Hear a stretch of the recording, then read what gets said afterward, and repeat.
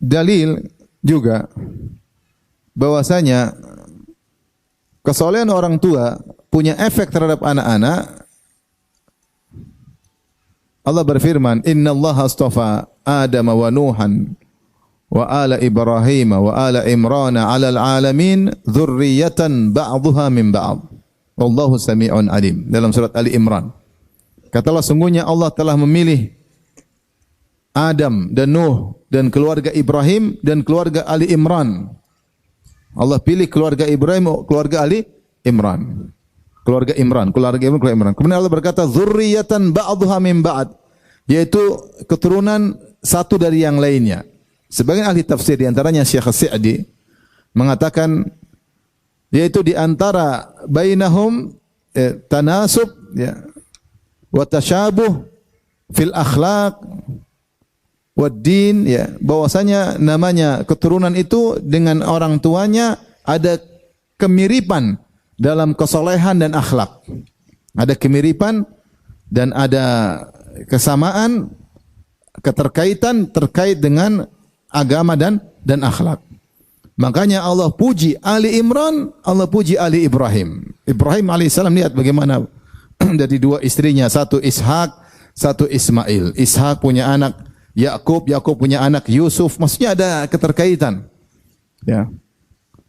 Keluarga yang diberkahi. Ali Imran juga demikian. Keluarga yang dekat-dekatnya semua berkah. Makanya dalam surat Ali Imran disebutkan tentang Imran, tentang anaknya Maryam. Maryam punya anak lagi, Isa alaihissalam. Kemudian ada kerabat lagi dengan Zakaria, dengan Yahya. Muter keluarga baik-baik semua. Dzurriyyatan ba'dhuha min ba'd. Bahwasanya keturunan ada keterkaitan dengan moyang-moyangnya. Maka ini juga dalil bahwasanya kesolehan orang tua punya pengaruh terhadap kesolehan anak keturunan. Punya pengaruh terhadap kesolehan anak keturunan, ya. Maka jika seorang soleh secara dirinya dia soleh, ya, maka secara zatnya bisa membantu anaknya soleh, meskipun dia tidak didik. Kalau didik itu sebab yang lain, dia didik, dia arahkan, itu sebab yang lain. Kita nggak bicara itu, nanti akan kita bicara belakangan. Saya ingin mengatakan, kamu soleh sendiri saja itu sudah bikin anak menjadi soleh. Sebab utama. Ini diantara dalil dari Al-Quranul Karim. Sebagian ulama juga menyebutkan di antara dalil dalam surat An-Nahl, Allah mengatakan, "Man amila salihan min dzakarin aw untha wa huwa mu'min falanuhyiyannahu hayatan thayyibah." Barang siapa yang beramal saleh, laki-laki maupun perempuan, dan dia dalam kondisi beriman, falanuhyiyannahu hayatan thayyibah, kami akan berikan dia kehidupan yang bahagia, kehidupan yang bahagia. Kata sebagian ulama, kehidupan yang bahagia mengkonsekuensikan anaknya soleh juga. Karena enggak namanya, kalau anak tidak soleh susah orang untuk apa? Bahagia. Kecuali ujian, ya, kecuali ujian. Hukum asal orang-orang beriman dan beramal soleh, dalam kondisi beramal soleh dan usia beriman, laki maupun perempuan, ayah atau ibu, falanuhyiyannahu hayatan thayyibah, kami akan berikan dia kehidupan yang bahagia. Dan di antara konsekuensi kehidupan bahagia punya anak yang soleh. Apatah artinya harta yang banyak, popularitas, ketenaran, ternyata anak nakal luar biasa. Semua anak nakal, semua anak narkoba. Waliyadzubillah. Jabatan, ketenaran, popularitas, duit, ya, harta benda, raja, presiden, semua percuma kalau ternyata anak amburadul. Tidak ada kebahagiaan. Saya sering cerita, saya ketemu dengan orang kafir. Kebetulan saya naik pesawat sama dia ke suatu kota. Ngobrol lah, kita ngobrol. Dia mungkin lihat saya baju ustadz, ya, saya ngobrol. Saya ngobrol perkara duniawi. Saya bilang, "Pak, apa yang Bapak dalam hidup ini yang Bapak sesalkan?" Entah saya ngomong, intinya sampai ke situ. Dia bilang, "Yang saya sesalkan sekarang penderitaan yang saya alami. Anak-anak saya biayai mereka semau mereka, mau sekolah di mana, perluan apa saya kasih. Setelah mereka berada, mereka sekarang lupain saya." Subhanallah. Di masa tua dia menderita, anaknya enggak pernah telepon, enggak pernah jenguk, enggak pernah. Kenapa? Anaknya enggak soleh, enggak tahu hak orang tua, tidak tahu berbakti kepada orang tua. Makanya banyak orang-orang non-muslim diberi penderitaan oleh Allah dengan kedurhakan anak-anak. Kedurhakan anak-anak. Bisa lihat kalau ke luar negeri, ke Eropa misalnya, dapat bagaimana orang tua, sudah tua-tua, enggak ada anak-anak yang berbakti. Bawa anjing, berdua jalan anjing. Bawa anjing. Kasihan. Saya lihat kasihan. Sementara kalau kita lihat orang Islam, Masya Allah, orang tua didorong sama anaknya, cucunya. Yang non-muslim, bawa anjing. Benar ini, saya enggak main-main. Bawa anjing, kasihan. Betapa banyak orang tua-tua meninggal di rumah setelah 3 hari baru ketahuan karena dia sakit pun dia mau telepon anaknya pun mungkin anaknya cuek mungkin sehingga ya sudah mati begitu saja. Sampai saya punya kerabat ada yang kerja di negara non muslim, dia cerita sama saya langsung, dia perawat. Jadi ada orang non muslim taruh orang tuanya di dalam kondisi sakit, dia bilang sama kerabat saya, kalau dia mati, bapak saya mati, telepon saya. Subhanallah, ketika itu bapaknya lagi susah, lagi sekarat, lagi susah, kerabat saya telepon, Om, nak ini bapak sekarat. Itu orang marah-marah. Saya kan bilang, suster jangan telepon saya kecuali sudah mati. Kalau belum mati jangan telepon. Ini demi Allah kenyataan. Mau saya lihat, kita kemarin sempat tersebar di medsos. Beberapa kali saya tahu 3 kasus cerita ya, kejadian 3 kasus saya sempat lewat, saya baca. Bagaimana orang tua menyesal anaknya disekolahkan luar negeri, jadi orang berhasil lupa sama orang tuanya. Sampai sebagian tulis surat tentang bagaimana penyesalan ya. Menyekolahkan anaknya luar negeri tapi tidak tahu berbakti kepada orang tua. Maksud saya, kalau anak itu tidak saleh itu penderitaan bagi orang tua. Penderitaan bagi orang tua. Kalau kita sudah tua, anak kita enggak soleh, kita menderita. Apalagi kalau kita sudah tua, terpuruk, susah. Ini yang kita orang tua kaya saja, anaknya durhaka, dia menderita. Padahal dia kaya raya, mau beli apa aja bisa. Itu pun dia merasa menderita. Karena anak yang tidak berbakti ke penderitaan. Bagaimana kalau orang tuanya udah miskin, terus anaknya cuekin, dia mau minta-minta malu. Penderitaan luar biasa. Makanya sebagian ulama ketika menafsirkan firman Allah, Man amila salihan min dzakarin aw untha wa huwa mu'min faluhyahya hayatan thayyibah. Siapa yang beramal saleh laki-laki maupun perempuan dalam kondisi beriman, kami akan berikan dia kehidupan yang nyaman. Konsekuensinya kehidupan bahagia adalah memiliki keturunan yang saleh dan saleha. Syaratnya beriman dan beramal saleh. Syaratnya beriman dan beramal saleh. Ini semua dalil, saya sebutkan 3 ayat menunjukkan bahwasanya kesolehan orang tua secara zatnya punya pengaruh terhadap kesolehan anak-anak.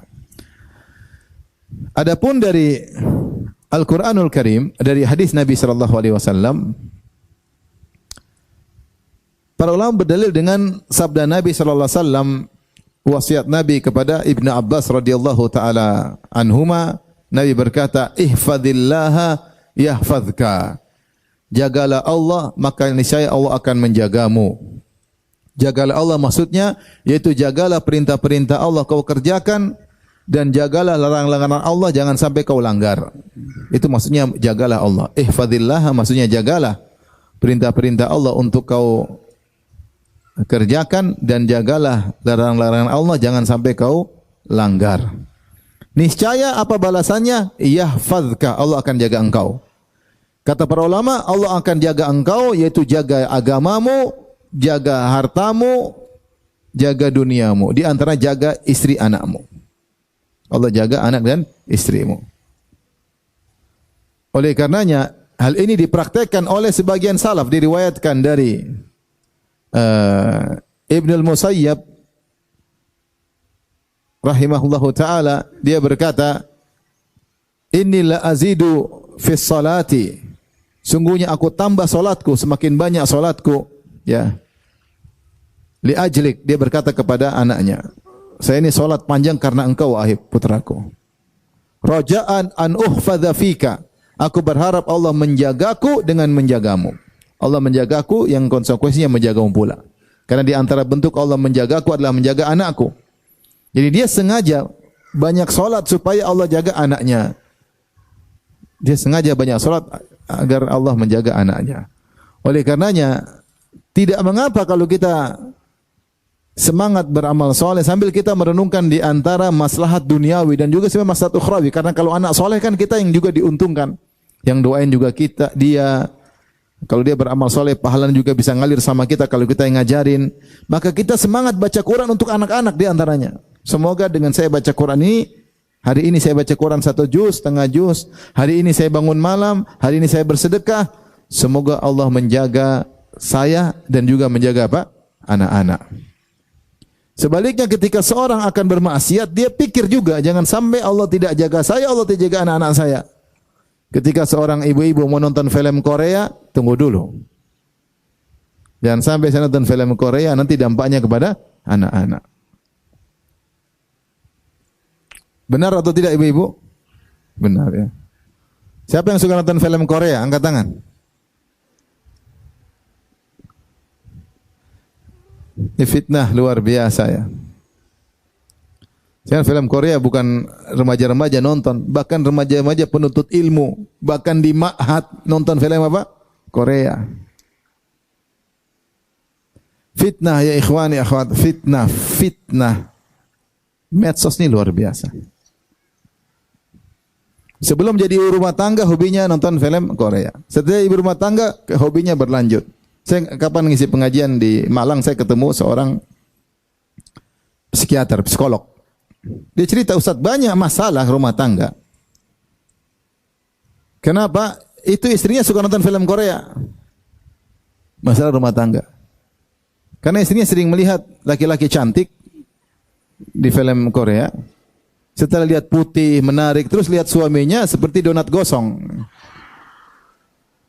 Bahkan di antara ibu-ibu tersebut pingin suaminya berpenampilan Korea. Ini demi Allah cerita sama saya. Jadi suaminya harus pakai celana pendek, harus baju-baju Korea supaya dia bisa berhasrat. Kasihan. Pengaruh maksiat luar biasa. Jangan disangka itu pengaruh cuma buat anti dan suami, enggak. Anak-anak juga bisa kena. Allah tidak jaga anak-anak gara-gara tidak jaga kita. Ini yang saya khawatirkan. Maka seorang ketika yang bermaksiat, dia jangan egois. Dia pikir juga anak-anak. Jangan sampai gara-gara saya akhirnya anak-anak juga kena dampak. Sebagian perkataan salaf dia mengatakan, sungguh saya melihat asar dampak maksiatku pada istriku, pada pembantuku dan pada tungganganku. Saya lihat dampak maksiat yang saya lakukan. Hanya gara hobi maksiat akhirnya pengaruh ruh agama, kehidupan rumah tangga tidak nyaman, kemudian juga pengaruh kepada anak-anak wal iyadzubillah. Jadi hadis Nabi raja'an ihfazillaha yahfazka, jagalah Allah niscaya Allah akan menjagamu. Ini di antara dalil yang menunjukkan bahwasanya jika seorang menjaga Allah dengan menjaga perintah-perintah Allah dia kerjakan dan menjauhi larangan Allah, maka kesolehan itu menyebabkan Allah akan menjaga anaknya. Jadi kita termotivasi beramal soleh, kita sedekah, kita ini salat malam, kita baca Quran, kita ikhlas agar anak kita dijaga.